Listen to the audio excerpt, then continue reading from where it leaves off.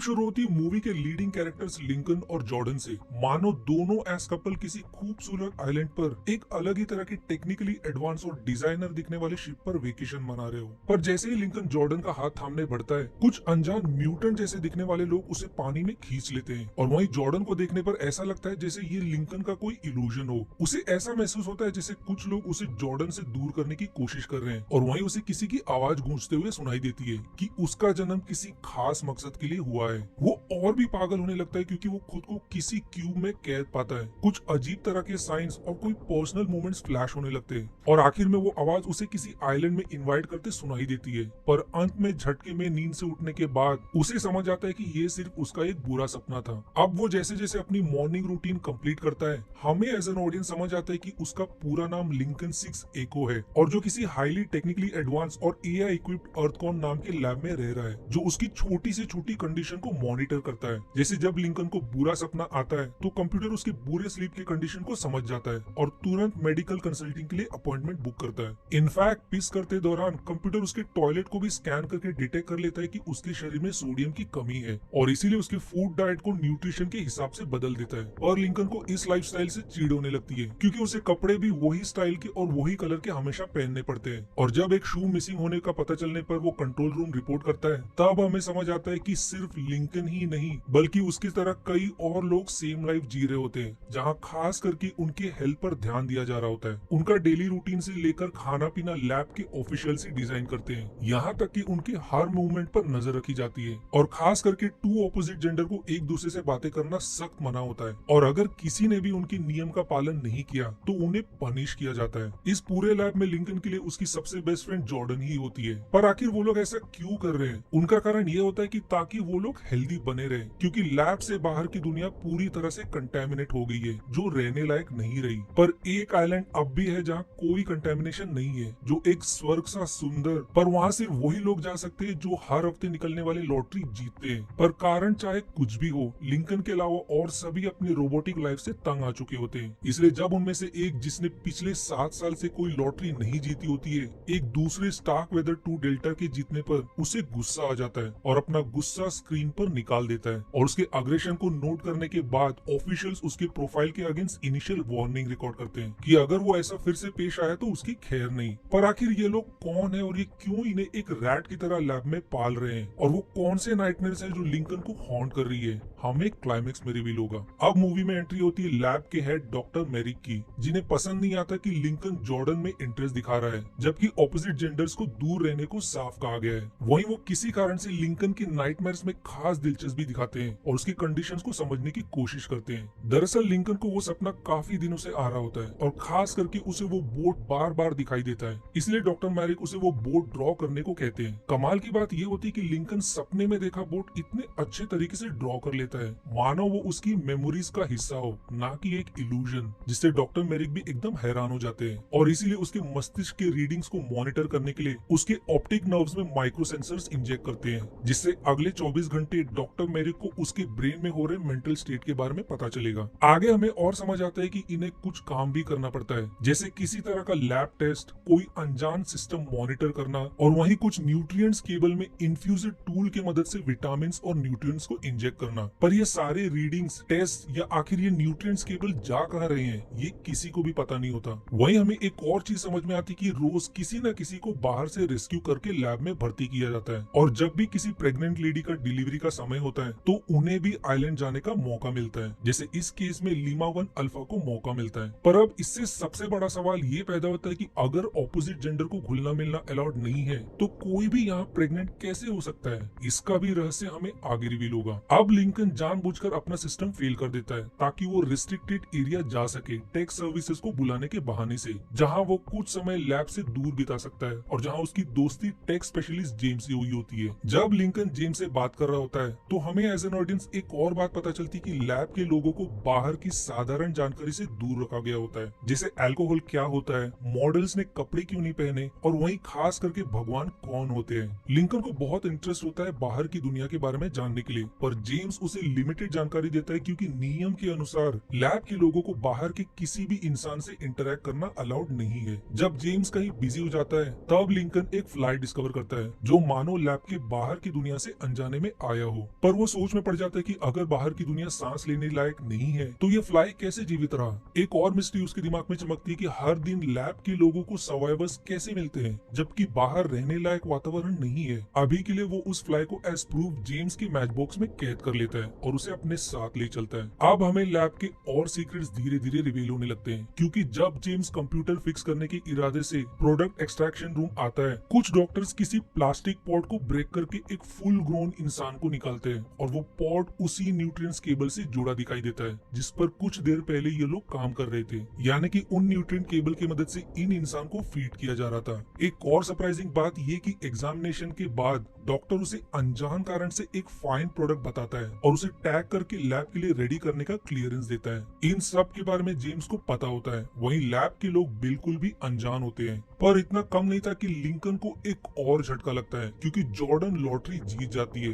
यानी कि उसकी सबसे करीबी दोस्त अगली सुबह चली जाएगी। अब उसी रात लिंकन को फिर से और भी गंभीर सपना आता है जैसे लैब के लोग उसे मारने की कोशिश कर रहे हो। अब वो और नहीं रुक सकता, इसलिए खुद से इन्वेस्टिगेशन करने के इरादे से वो फिर से उसी रेस्ट्रिक्टेड लोकेशन जाता है। वो उस फ्लाई को रिलीज करके उसे फॉलो करता है कि आखिर वो कहाँ जाएगा। उसका पीछा करते करते वो लैब के मेडिकल सेक्टर जा पहुंचता है जहाँ उसे कुछ गड़बड़ का शक होता है, इसलिए अपने कपड़े बदलने के बाद छानबीन करने के इरादे से वो एक ओबीजीवायन रूम जा पहुंचता है जहाँ वही प्रेग्नेंट लेडी लीमा 1 अल्फा एक हेल्दी बच्चे को जन्म देती है और उसकी खुशी देखने लायक बनती है क्योंकि उसे पता होता है कि सून वो अपने बच्चे के साथ आइलैंड जाने वाली है। पर उसकी खुशी आंसू में बदल जाती है क्योंकि डॉक्टर अनजान कारण से उसकी ट्यूब में पॉइजन मिला देते हैं जिससे उसकी उसी वक्त तड़प कर मौत हो जाती है और लिंकन के होश उड़ जाते हैं। एक और शॉकिंग जानकारी ये रिवील होती है कि जिस विक्टिम की अभी जान गई उसी की तरह दिखने वाली को उसका बच्चा सौंप दिया जाता है। इतना कम नहीं था कि जब लिंकन और इन्वेस्टिगेशन के इरादे से रिसेप्शन बढ़ता है, उसे एक रिसेप्शनिस्ट किसी मेडिकल डिलीवरी बंदे से बात करते सुनाई देती है कि वो यकीन नहीं कर सकती कि उसने एक प्रसिद्ध फुटबॉल प्लेयर और रीबॉक कमर्शियल के सेलिब्रिटी स्टार्क वेदर को अपने आंखों से देखा। यानी कि अब हमें समझ आता है कि शुरुआत में जिसने लॉटरी जीती थी वो यही सेलिब्रिटी है।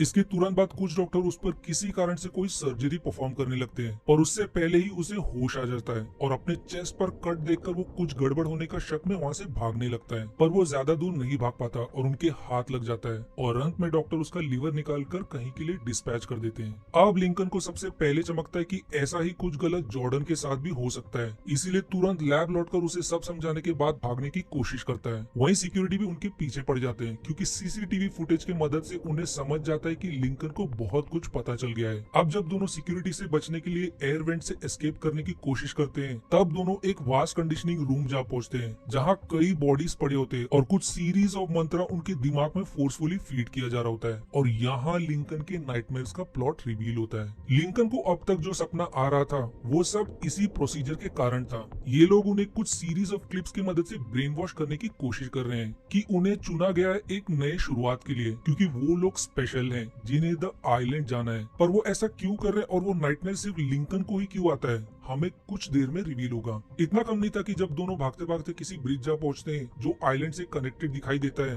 ब्रिज का कुछ डिस्टेंस क्रॉस करते ही वो आइलैंड गायब हो जाता है जैसे वो सिर्फ एक फेक प्रोजेक्शन था। रियलिटी में उसके दूसरी तरफ सिर्फ सीरीज ऑफ टावर्स होते हैं जहां लिंकन एक रूम ऑब्जर्व करता है जिसके ठीक बगल में आइलैंड का स्क्रीन चल रहा होता है, यानी कि ये सिर्फ एक प्रोजेक्शन था जो एक होलोग्राफिक पावर ग्रिड की मदद से क्रिएट किया जा रहा है, यानी कि आइलैंड एग्जिस्ट करता ही नहीं है। दोनों लकीली आसानी से लैब से भाग निकलते हैं और बाहर निकलते ही उन्हें एक और सच्चाई मालूम पड़ती है कि बाहर की दुनिया अब भी सांस लेने लायक है। उन्हें अब तक आइलैंड और वर्ल्ड कंटेमिनेशन के बारे में किसी कारण से झूठ बताया जा रहा है। आगे दिखाया कि डॉक्टर मैरिक न्यू क्लाइंट्स को लुभाने के लिए अपने रिसर्च से तैयार किए प्रोडक्ट एग्नेट को अनवील करते हैं और अब हमें कंपनी के रियल बिजनेस के बारे में पता चलता है कि डॉक्टर मैरिक का एग्नेट प्रोडक्ट दरअसल एक रियल लिविंग ऑर्गन है जिसे वेजिटेटिव स्टेट में पैदा किया जाता है। वेजिटेटिव स्टेट इंसान के रिलेशन में वो मेडिकल टर्म है जब जब इंसान जिंदा तो होता है पर कोई sign of consciousness, awareness, emotion या दर्द महसूस नहीं करता। वो बस एक लिविंग बीइंग होता है। इस ऑर्गन की मदद से वो इंसान के किसी भी हिस्से को ग्रो कर सकते हैं, लीवर से लेकर लंग्स, हार्ट और स्किन।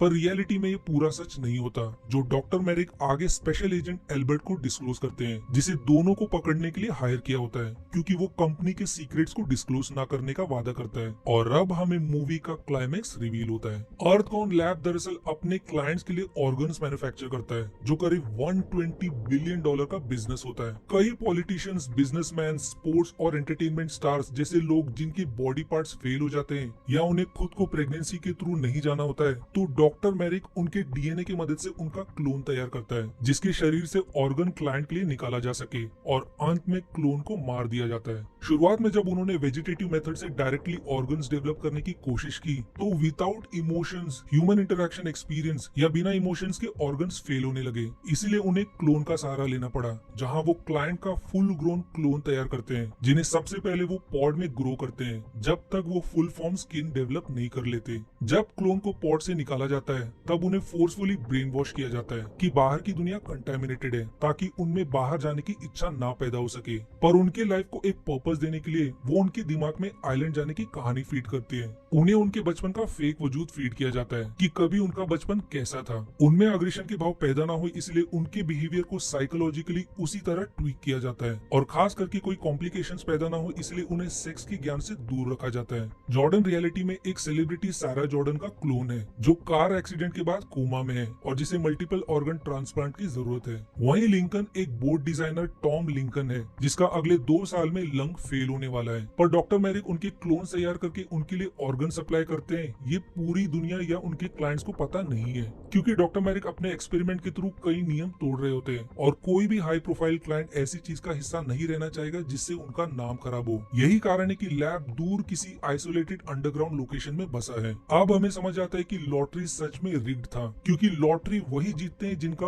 ऑर्गन्स निकालने का समय हो चुका होता है। पर कुछ सवाल कि सिर्फ लिंकन को ही वो सपना क्यों आता है, बाकी को क्यों नहीं? वहीं उसके इमेजिनेशंस में जॉर्डन क्यों दिखाई देती है, खास करके उस बोट के साथ? ये प्लॉट थोड़ी देर में रिवील होगा। दोनों अब दुनिया के तौर तरीके और चीजों से अनजान एक राइडर और रैटल स्नेक को देखने के बाद उन्हें यकीन हो जाता है कि धरती पर अब भी इंसान जिंदा है। इसीलिए जब लिंकन का ध्यान रोड साइन पर पड़ता है, उसे याद आता है कि उसके पास जेम्स के मैच बॉक्स पर सेम रूट की जानकारी दी है, यानी कि जेम्स वहाँ मौजूद हो सकता है। इसलिए तुरंत दोनों उसी डायरेक्शन में बढ़ते हैं और उन्हें इवेंचुअली जेम्स मिल जाता है। वो उन्हें देखकर शॉक हो जाता है, क्योंकि उन्हें इस पार्ट ऑफ द वर्ल्ड में नहीं होना चाहिए। वहीं खास करके अगर लैब के लोगों को ये पता चला तो उसकी जान खतरे में पड़ सकती है। पर दोनों बहुत रिक्वेस्ट करते हैं कि आखिर उनसे सब कुछ झूठ क्यों बोला जा रहा है। तब फाइनली जेम्स उन्हें लैब के सारे सीक्रेट्स रिवील करता है और दोनों के शौक का ठिकाना नहीं रहता। दोनों जेम्स को बहुत रिक्वेस्ट करते हैं उन्हें उनके ओनर तक पहुंचाने के लिए, ताकि वो उन्हें सच्चाई बता सके, इस उम्मीद में कि उनके ओनर इसे रोकने में मदद करेंगे। जेम्स पहले तैयार नहीं होता, पर उसे उनकी कंडीशन पर दया आ जाती है और उन्हें सबसे पहले इंसान के कुछ तौर तरीके और करेंसी के बारे में सिखाकर गाइड करता है कि कैसे वो लोग अपने ओनर तक, ट्रेन तक पहुंच सकते हैं। पर एल्बर्ट अपने हाईटेक इक्विपमेंट की मदद से उन्हें ट्रैक कर लेता है, जिसमें जेम्स मारा जाता है। पर लकीली हल्के फुल्के फाइट्स के बाद वो लोग ट्रेन से भाग निकलते हैं। सिटी पहुंचने पर हमें एज एन ऑडियंस रिवील होता है कि दुनिया आज के समय में काफी एडवांस हो चुकी है, जहां designer cars, super Swift motor bikes, black helicopters और हॉवरिंग ट्रेन एग्जिस्ट करते हैं। जॉर्डन पहली बार अपनी ओनर को एडवर्टाइजमेंट से नोटिस करती है। वही जब वो एक्टिव डायरेक्टरी की मदद से अपने ओनर के घर वीडियो कॉल करती है, तब उसे उनके एक्सीडेंट के बारे में पता चलता है कि वो हॉस्पिटल में अपनी अंतिम सांसें गिन रही है, जिसे एक छोटा बच्चा भी है और जो उसे तुरंत पहचान लेता है और जिसे देखकर जॉर्डन का दिल भर आता है। पर तब तक फिर से एल्बर्ट उन तक पहुंच जाता है और लंबे action scenes, car chasing action के बाद वो लोग कैसे तो करके बचकर टॉम लिंकन के घर जा पहुंचते हैं, जो अपने क्लोन को देखकर और पूरे रियलिटी को समझने के बाद वो भी शॉक हो जाता है और उनकी मदद करने को तैयार हो जाता है। पर रियलिटी में टॉम लिंकन लंग फेलियर के कारण मरने को तैयार नहीं होता, इसलिए चुपके से इसकी खबर लैब को रिपोर्ट कर देता है। वहीं अब लिंकन को क्लियर होता है कि आखिर क्यों वो बोट उसे अपने सपने में दिखाई दे रही थी, क्योंकि टॉम लिंकन ने वो बोट खुद डिजाइन की होती है। वहीं डॉक्टर मैरिक अब इस मिस्ट्री के पीछे पड़ जाते कि आखिर लिंकन को ही क्यों वो इमेजिनेशंस आ रहे थे, और खास करके वो बोर्ड जो उन्होंने कभी उसके दिमाग में फीड ही नहीं किया। तब उन माइक्रोसेंसर्स की रिपोर्ट आने के बाद उन्हें पता चलता है कि लिंकन के दिमाग की सोच उसके पॉड की समझ से बहुत ज्यादा बढ़ गई है। रिपोर्ट को ध्यान से जांच करने के बाद डॉक्टर मैरिक को रियलाइज होता है कि ये मेमोरीज क्लोन लिंकन की नहीं है, बल्कि उसके ओनर टॉम लिंकन की है। यानी कि क्लोन लिंकन और जैसे बाकी क्लोन्स जो जनरेशन 3 सीरीज एक्सपेरिमेंट से बने हैं, उनमें भी अपने ओनर्स के फुल मेमोरीज डेवलप हो सकते हैं। इसलिए डॉक्टर मैरिक तुरंत पॉड में पल रहे जनरेशन 3 और ऑलरेडी क्रिएटेड क्लोन्स को लॉटरी के बहाने से इनवाइट करके खत्म करने का ऑर्डर देता है। वहीं टॉम लिंकन उनकी मदद करने के बहाने से उन्हें अपने साथ चलने को कहता है, पर जॉर्डन को उसकी बात पर शक होने लगता है। पर लिंकन रिस्क लेने को तैयार हो जाता है क्योंकि उसके पास और कोई चारा नहीं होता, और जॉर्डन को वहीं रहने का सुझाव देता है। टॉम लिंकन की खबर के मुताबिक अल्बर्ट उन तक पहुंच जाता है, पर लिंकन जैसे तैसे उससे फिर से चकमा देकर निकल जाता है। अंत में टॉम लिंकन और क्लोन लिंकन के फाइट के दौरान अल्बर्ट उनमें से असली का पता नहीं लगा पाता। अब इसका फायदा उठाते हुए क्लोन लिंकन टॉम लिंकन के रिस्ट पर अपने लैब का आईडी टैग बांध देता है, और अल्बर्ट गलती से रियल लिंकन को क्लोन समझकर उसे वहीं खत्म कर देता है। यानी कि अब डॉक्टर मैरिक और एल्बर्ट की नजर में क्लोन लिंकन मारा गया, वहीं उन्हें सिर्फ जॉर्डन की तलाश करनी बाकी है। अब क्लोन लिंकन टॉम लिंकन की तरह रहने लगता है, पर क्योंकि लैब की नजर में क्लोन लिंकन मारा गया तो उन्हें उसका रिप्लेसमेंट फिर से तैयार करना पड़ेगा। इसलिए लैब से टॉम लिंकन के लिए कॉल आता है कि उसे फिर से डीएनए स्कैन के लिए आना पड़ेगा, और वो ये बहाना करते हैं कि उनके लास्ट एक्सपेरिमेंट में कोई इन्फेक्शन हो जाने के कारण उनके सारे क्लोन्स को रिकॉल किया गया है, जिससे अब लिंकन को समझ आ जाता है कि उनका प्लान क्लोन को खत्म करना है। लिंकन उन्हें मरता देख नहीं सकता, इसलिए प्लान बनाकर असली टॉम लिंकन के भेस में लैब पहुंचता है। वहीं जॉर्डन भी झूठ पकड़े जाने की एक्टिंग करती है ताकि दोनों अपने प्लान को अंजाम दे सके, पर असली टॉम लिंकन की भी लाश लैब लाई होती है क्लोन लिंकन समझकर, और उसके गलत रिस्ट पर आईडी टैग का पता चलने पर डॉक्टर मैरिक के होश उड़ जाते हैं, क्योंकि इसका मतलब लैब में मौजूद लिंकन ही रियल क्लोन है। जब तक उन्हें इसका पता चले, दोनों अपने कैद से छूटकर उसी टावर के लिए बढ़ते हैं जहां पूरे होलोग्राम का मशीन सेटअप होता है। उनका प्लान उस मशीन को डिस्ट्रॉय करना होता है ताकि सभी को फेक आइलैंड की सच्चाई पता चल सके। एक तरफ जॉर्डन बाकी क्लोन्स को बचाने निकल जाती है, वहीं डॉक्टर मैरिक और लिंकन के बीच घमासान एक्शन सीक्वेंस से भरी फाइट्स होती है। अंत में लिंकन डॉक्टर मैरिक को चकमा देकर उसे खत्म कर देता है। वहीं मशीन को डिस्ट्रॉय करने के चक्कर में पूरा चेम्बर क्रैश हो जाता है और सभी अपने कैद से रिहा हो जाते हैं, और उन्हें फाइनली अपने बाहर की असली दुनिया की सच्चाई दिखाई देती है। उसके कुछ दिन बाद दोनों उसी बोट से कहीं के लिए निकल पड़ते हैं, और अब फाइनली मूवी का आखिरी प्लॉट रिवील होता है कि जो इमेजिनेशंस लिंकन जॉर्डन के साथ सपने में महसूस कर रहा था, वो टॉम लिंकन का मेमोरीज नहीं बल्कि उसका इमेजिनेटिव सपना था। जैसे एक इंसान कुछ करने की आशा में कुछ इमेजिन करता है, और ये मूवी इनकम्प्लीट एंडिंग के साथ यही खत्म हो जाती है।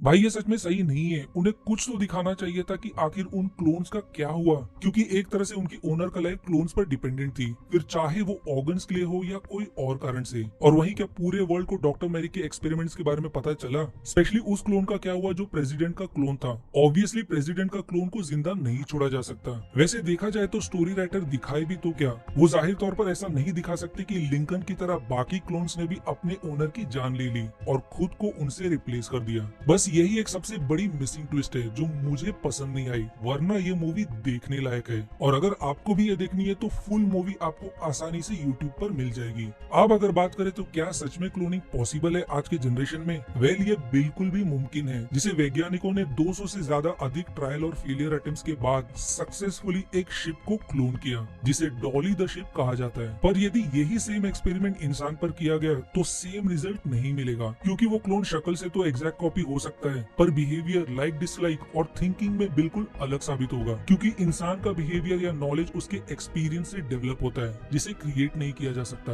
वरना अमेरिका ने कब का एल्बर्ट आइंस्टाइन या स्टीफन हॉकिंस की कॉपी तैयार कर दी होती। अगर आप लिंकन या जॉर्डन के क्लोन की सिचुएशन में होते तो क्या करते? या अगर आपको किसी को क्लोन करने का मौका मिले तो आप किसे क्लोन करना पसंद करोगे?